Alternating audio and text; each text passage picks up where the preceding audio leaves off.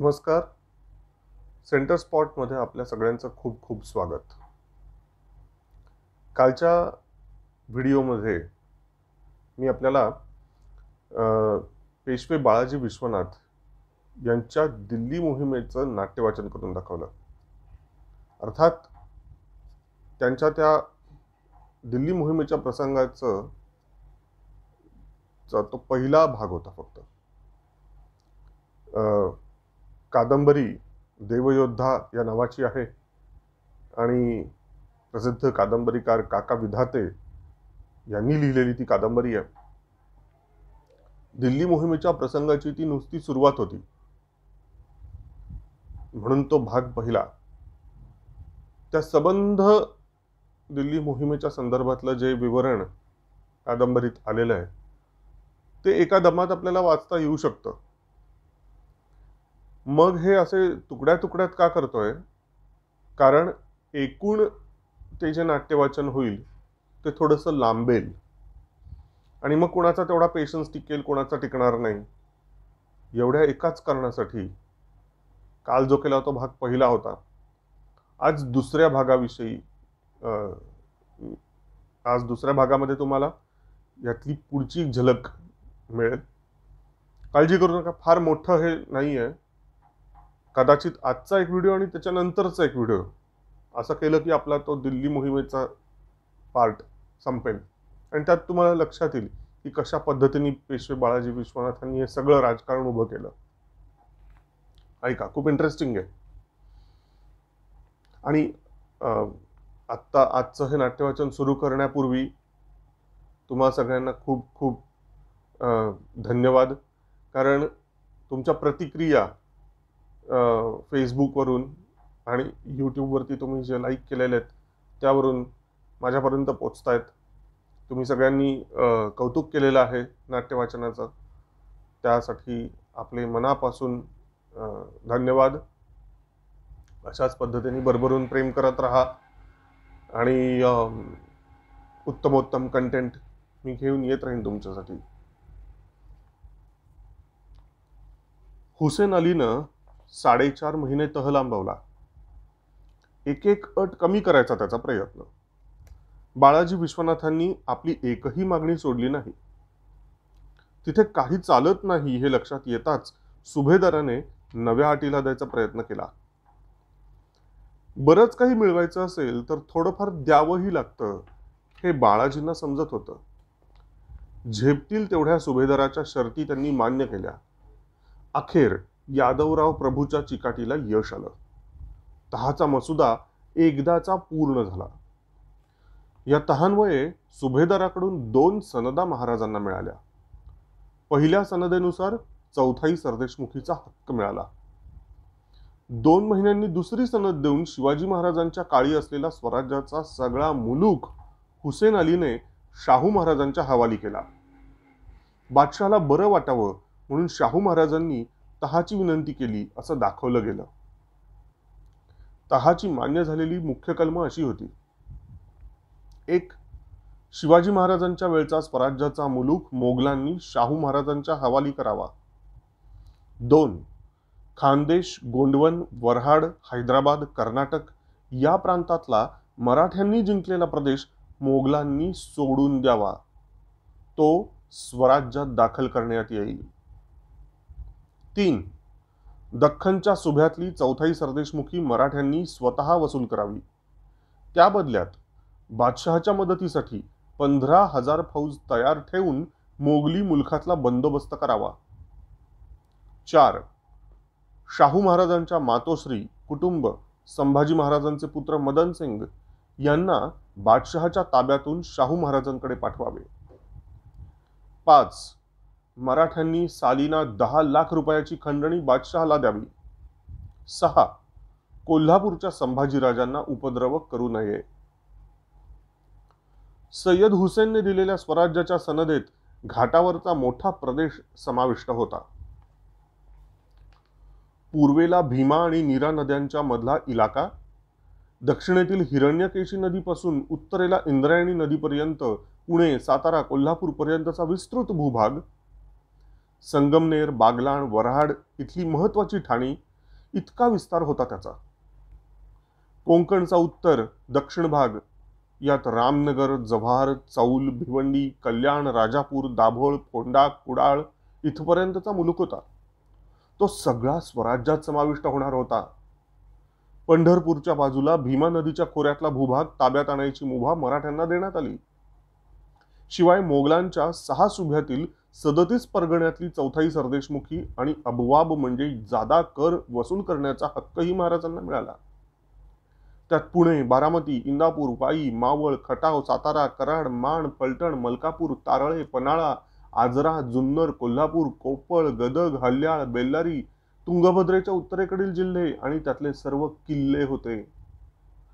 म्हैसूर, त्रिचनापल्ली, तंजावर हा मोगलांच्या ताब्यात नसलेला प्रदेश फौजेच्या बळावर जिंकून घ्यायलाही मोगलांची हरकत असणार नव्हती. महाराजांचं साताऱ्याचं राज्य ते किती? पूर्वेला खटाव, पश्चिमेला प्रतापगड, दक्षिणेला कराड आणि उत्तरेला शिरवळ ही त्याची सीमा. त्या तुलनेत सनदेने मिळालेला भूभाग प्रचंड. सनद मिळाली याचा अर्थ तो सगळा भूभाग ताब्यात आला असं नव्हे, पण स्वराज्याची सीमा निश्चित झाली. अंमल चालवायचा हक्क, अधिकार मिळाला. जागोजाग ठाणी घालून तिथला प्रदेश बळकावून बसलेले मोगल सरदार, जहागीरदार, देशमुख आता तुम्ही कोण आम्हाला विचारणारे असा उर्मट सवाल करू शकणार नव्हते. त्यांना मांडलिक म्हणून ठेवण्याचा वा लष्करी बळावर हाकलून लावायचा अधिकार महाराजांना प्राप्त होणार होता.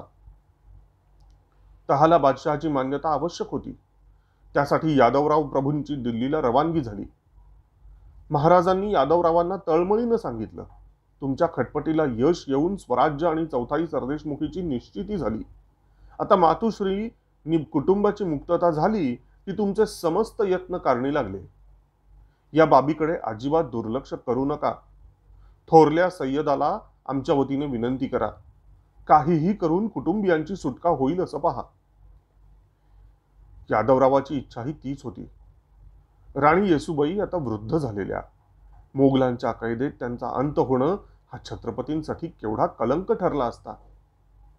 आजवरचं त्यांचं जगणं कष्टाचं. थोर विचारांच्या, संयमी, सोशिक म्हणूनच त्या प्राण धरून राहिल्या होत्या. भुकेने कळवळलेला माणूस अन्न ताटात पडण्याआधीच त्यावर तुटून पडतो, तसं वसुलीसाठी अधीर झालेल्या महाराजांनी तहाला बादशहाची मंजुरी मिळण्याची वाट न पाहता आपल्या सरदार, कारकून, गुमास्त्यांना हुकूम दिला. स्वामींचे स्वराज्य देखील ठाणे बहाल करण्याची सनद अमीरुल उमरा हुसेन अली खानाने दिली. ऐशियास मोगलाई तर्फेचा ऐवज मोगलांकडे अगर दुसरीयाकडे नव देणे. नक्त जमेच्या आकारापैकी चौथाई व सरदेशमुखीचा ऐवज हुजुरात देणे. वसुलासाठी मराठ्यांचे सरदार, कमाविसदार फिरू लागले. एक नवी ऊर्जा, चैतन्य मराठ्यांमध्ये खेळू लागलं. दिल्लीचा मनसुबा. राजकारणात जाणीवा जिवंत हव्यात. सजगता हवी. गाफिली आली की आकलन नीट होत नाही. आकलन नसेल तर असं असुरक्षितता निर्माण होते. असुरक्षिततेतून धोका दसपटीने वाढतो. सय्यद बंधू सजग होते. हुसेन अली दिल्लीला जायची जोरदार तयारी करत होता. मराठ्यांची मदत त्याला हवी होती, म्हणून तर मनाला पटत नसतानाही त्यांना फायदेशीर असा तह त्याने करून दिला. महाराज बाळाजी विश्वनाथ यांनाही आपलं राजकारण साधायचं होतंच. बादशाह फरुखसियरही तिकडे सजग होता, पण भित्रेपणा, मूर्खता, लघुदृष्टी या दुर्गुणांनी त्याचं व्यक्तिमत्व कमजोर झालं होतं. शहाणपणाने वागला असता तर सय्यद बंधूंना शह देणं त्याला अवघड नव्हतं. हाताखाली निजामुल मुल्क, सरबुलंद खान, जोधपूरचा महाराजा अजित सिंग, जयपूरचा राजा सवाई जयसिंग यासारखे अनुभवी लोक होते. त्यांची इज्जत अफजाई करून त्यांना विश्वासात घेतलं असतं तर ते अशक्य नव्हतं. यातला कोणीही सय्यदांवर खुश नव्हता, पण फरुखसियरला थोरा मोठ्यांचा सहवास मानवतच नसे. सुमार सल्लागारांच्या तालावर तो नाचत होता. सय्यद बंधूंची सत्ता घालवायचं अशक्य कोटीतलं स्वप्न तो पाहत होता. सय्यद हुसेनने मराठ्यांशी केलेल्या तहाचे कागद मंजुरीसाठी समोर येताच बादशाह भडकला. मराठ्यांच्या हक्कांशी त्याला काही एक देणं घेणं नव्हतं. सय्यद बंधूंशी त्यांची युती होतीये आणि ती आपल्या विरोधात उभी ठाकतीये हे त्याला जास्त धोकादायक वाटलं. मुहम्मद मुराद खान त्याच्या कानात विष ओतत होताच. मीर जुमला हा दुसरा भिडू. तो लगेच पाटण्याहून धावत दिल्लीला आला. दोघांनी तहजीड करण्याचा सल्ला दिला आणि फरुख सियरने तो मानला सुद्धा. हे त्रिकूट एक झालं. त्यांची वाढती कारस्थानं पाहून वजीर अब्दुल्ला खानाने धाकट्या भावाकडे तगादा लावला. बिरादर, मैं अकेला खतरे की कगार पर खड़ा हूं. फौरन फौज लेके चले आओ. सय्यद हुसेन त्याच तयारीत होता. बादशहाच्या परवानगीशिवाय जायचं कसं हा एक प्रश्न होता. शाही मनसबदार वा अमीराने विनापरवाना सुभावा ठाणं सोडणं ही बगावत मानली गेली असती. विनयाचा आव आणून बादशहाला त्याने लिहिलं, दख्खनेतली गर्म हवा मला मानवेना. सेहत सुधारण्यासाठी काही दिवस दिल्लीला येऊन राहण्याची परवानगी मिळावी. सय्यदाला दिल्लीत कशासाठी यायचंय हे फर्रुख सियरला चांगलंच ठाऊक होतं. त्याने उलट कळवलं, सेहत दुरुस्त करण्यासाठी काही दिवस तुम्ही अहमदाबादला जाऊन राहू शकता. तिथे फरक नाही पडला तर मग दिल्लीचा विचार करू. धाकटा सय्यद ऐकणार नव्हताच. आपला हुकूम तो धाब्यावर बसवणार हे लक्षात येताच फरुख सियरने सरबुलंद खानाला दिल्लीला बोलावून त्याच्याशी गुफ्तगू केली. सय्यद बंधू हाताबाहेर गेले आहेत. वजीर अब्दुल्ला कुतुबुल मुल्कशी लढून तुम्ही त्याला खात्मा करा. तुम्हाला वजिरी देऊ. शिवाय मुबरिजुल मुल्क नामावर जंग हा किताब, 70,000 जात आणि स्वारांची मनसबही देऊ. मलिदा मोठा होता. सरबुलंद खान सुरुवातीला हुरळला, पण नंतर त्याने विचार केला, बादशहाची बुद्धी अस्थिर. तो आणि मुहम्मद मुराद खान, मीर जुमला यासारख्या त्याच्या सल्लागारांवर बडे अमीर नाराज. तिघे कामापुरतं आपल्याला वापरतील आणि नंतर जुन्या पायताणासारखं फेकून देतील. त्यालाही शहाणपण सांगणारे लोक होतेच. बादशहाचा प्रस्ताव त्याने काही मान्य केला नाही. लगेच त्याची जहागीर जप्त करून ती मीर जुमलाला देण्यात आली. शाही फरमानाच्या एका फटकाऱ्याने सरबुलंद खान खंक झाला. सावकारांकडून त्याने कर्ज घेतलं होतं. परतफेडीसाठी ते दाराची धरणं देऊन बसले. वजीर अब्दुल्ला कुतुब खानाने ही संधी साधली. सरबुलंद खानाचं कर्ज आपल्या खाजगीच्या खजिन्यातून फेडलं. त्याची नेमणूक काबूलच्या सुभ्यावर करण्याची तयारी दाखवली. त्याच्या सैन्याला थकलेला पगार दिला. ते सारं सैन्य आता त्याच्या बाजूला आलं. उपकाराच्या इतक्या राशी रचल्यावर खान त्याची बाजू घेणार हे उघड होतं. फरुख सियरने एक मातब्बर माणूस गमावला. दुसरा मोठा सरदार निजामुल मुल्क. बादशहाने मुरादाबादहून त्यालाही बोलावलं. सरबुलंद खानापुढे ठेवली तीच प्रलोभनं त्याच्याही पुढे ठेवली. निजाम उडत्या पाखरांची पिसं मोजणारा. बादशाह काय लायकीचा आहे हे त्याला चांगलंच ठाऊक होतं. कटाचा मुख्य मोहरा म्हणून आपल्याला पुढे करून सय्यद बंधूंचा काटा काढील, नंतर आपल्या क्षुद्र सल्लागारांच्या मदतीने राज्यात हवा तो गोंधळ घालील हे त्याच्या लक्षात आलं. हो नाही काहीच न सांगता मूग गिळून तो गप्प बसला. फर्रुख सियरनं मग त्यालाही बंडखोर ठरवलं. मुरादाबादच्या आसपासची त्याची सर्व जहागीर जप्त केली आणि ती मुहम्मद मुरादला दिली. आपल्या पायावर त्याने पाडून घेतलेला हा दुसरा मोठा धोंडा होता. आता राहिला जोधपूरचा राजा अजित सिंग. तो अहमदाबादचा सुभेदार होता. बादशहाने त्याला दिल्लीला बोलावून महाराजा हा मानाचा किताब दिला. सय्यद बंधूंच्या नाशाचा प्रस्ताव पुढे येताच अजित सिंग सावध झाला. तो थोरल्या सय्यदाचा मित्र. बादशहाचा चंचल स्वभाव पाहता दिलेलं आश्वासन तो पाळणार नाही हे त्याला ठाऊक होतं. त्यानं एक केलं, कटात सहभागी व्हायचं नाकारून दोन्ही पक्षात समझोता करून देण्याची मध्यस्थची भूमिका स्वतःकडे घेतली. आपल्याला खाक करण्यासाठी बादशहा सरपण गोळा करतोय हे लक्षात आल्यावर अब्दुल्ला खान कुतुबुल मुल्क गप्प कसा बसेल. भावाशिवाय तो एकटा पडला तरी अस्तित्व टिकवण्यासाठी धडपडणं त्याला भाग होतं. नाराज निजामुल मुल्काची त्याने भेट घेतली. आपली बाजू त्याला पटवून दिली. या संघर्षात तटस्थ राहिल्यास माळव्याचा सुभा देण्याचं गुप्तपणे मान्य केलं. खान दौरान हा खरं तर बादशहाचा माणूस. तो दरबारी व्यवस्थेचा प्रमुख आणि शाही सैन्याचा बक्षी होता.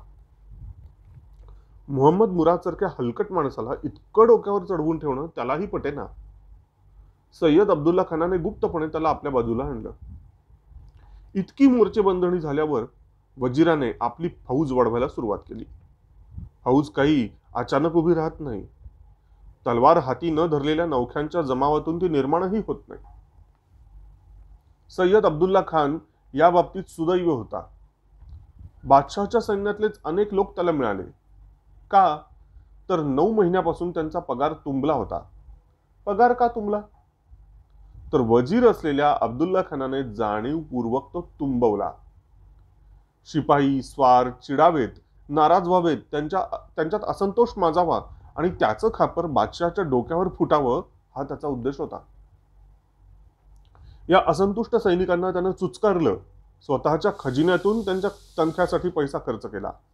4 महिन्यांची आगाऊ नालबंदी केली आणि बघता बघता 20,000चं खडं सैन्य त्याने उभं केलं. बादशाह सुद्धा आपल्या परीने उपाय योजतच होता. माळव्याचा सुभा राजा सवाई जयसिंगाकडे होता. फर्रुख सियरने त्याला काढून तिथे मोहम्मद अमीन खानाची नेमणूक केली. उद्देश हा की दक्षिणेतून येणाऱ्या सय्यद हुसेनची वाट त्याने रोखावी. ही भलतीच अवघड जबाबदारी होती.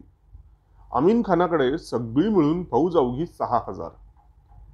मराठ्यांच्या सैन्याची मदत घेऊन निघालेल्या सय्यदापुढे आपला पाड लागणार नाही हे त्याला ठाऊक होतं. त्यामुळे लढाईच्या तयारीने तो गेलेलाच नव्हता. त्याचा हेतू केवळ बादशाहच्या हुकुमाचं पालन व्हावं एवढाच होता. मोहम्मद मुरादच्या मूर्ख सल्ल्यानुसार बादशाहने सय्यद अब्दुल्ला खानाला कैद करायचा कट आखला. 27 ऑगस्ट 1718 रोजी तसा प्रयत्न झालाही, पण वजीर सावध होता. तो त्यांच्या तावडीत सापडला नाही. त्यानंतरही असे कट होतच राहिले. ईदच्या सणादिवशी अचानक हल्ला चढवून वजीराला धरण्यासाठी 7,000ची फौज सज्ज ठेवली. पण ये पावे तो सय्यद अब्दुल्ला खानानेही 20,000ची फौज गोळा केल्यामुळे बादशाहला काहीच करता आलं नाही. शेवटी काही लोकांनी दोघात मध्यस्थी केली. मीर जुमला आणि समसम उद्दौला खान दौरान हे खरं तर फर्रुख सियरचे पक्षपाती होते. पण त्या दोघांनाही त्याच्या खुरट्या कपटांचा इतका उबग आला की आजवर ज्याला शत्रू मानलं त्या वजीराविषयी त्यांना सहानुभूती वाटू लागली. वजीर सतत आपल्या धाकट्या भावाला कळवत होता, यहाँ के हालात काफी नाजुक बने हुए हैं. सैन्यासह लवकर मदतीला या, अन्यथा बादशाह आम्हाला तबाह करून टाकेल. सय्यद हुसेन निघण्याची त्वरा करत होता. पण निघायचं म्हणजे काय घर सोडून 4 दिवस परगावी जावं तसं नव्हतं. दख्खन सारख्या अवाढव्य सुभ्याचा तो मालिक होता. त्या एका सुभ्यात 6 मोठे उपसुभे पसरलेले. त्यांची व्यवस्था लावणं, कारभारासाठी कर्तबगार उपसुभेदार नेमणं, त्यांच्या हाताखाली कुशल कामदार ठेवणं, दिल्लीकडे जाण्यासाठी सैन्य, खजिना, तोफा, बारूद याची तजवीज करणं, अशा अनेक जबाबदाऱ्या त्याला पार पाडायच्या होत्या. सय्यद बंधूंची परिस्थिती तशी अडचणीचीच होती. फर्रुख सियर त्याचा लाभ उठवू शकला नाही. संकटाचा नेमका अंदाजच त्याला आला नाही. आपल्या अदूरदर्शी धोरणाने स्वतःच्या समस्या त्याने वाढवल्या. सय्यदांचा मार्ग सोपा केला. त्याला भ्रम होता, बादशाह म्हणून आपण साम्राज्याचे मालक, काय हवं ते करू, कुणाच्याही जहागिऱ्या काढू, त्या दुसऱ्याला देऊन टाकू, आपल्याला कोण विचारणार. त्या तोऱ्यात बड्या अमीरांना त्याने इतराज केलं. ते विरोधात गेल्यावर हाताशी सक्षम माणसंच राहिली नाहीत. वजीर अब्दुल्ला खानाने या नाराजांना गोंजारून पंखाखाली घेतलं. बादशहाच्या असंतुष्ट सैनिकातूनच आपलं सैन्य त्याने उभं केलं. दक्षिणेतून सय्यद हुसेनचं कूच सुरू होण्याआधीच वजीराने आपली स्थिती भक्कम केली होती. बादशहाला तख्तावरून खाली खेचणंच काय ते आता बाकी होतं. आपला अंत जवळ आल्याची फर्रुख सियरला कल्पनाही नव्हती. दिल्ली दरबारात हा गोंधळ माजलेला. मराठ्यांकडेही तीच परिस्थिती होती. नेमकी काय परिस्थिती होती मराठ्यांच्याकडे आपण बघूयात पुढच्या भागामध्ये. तोपर्यंत नमस्कार.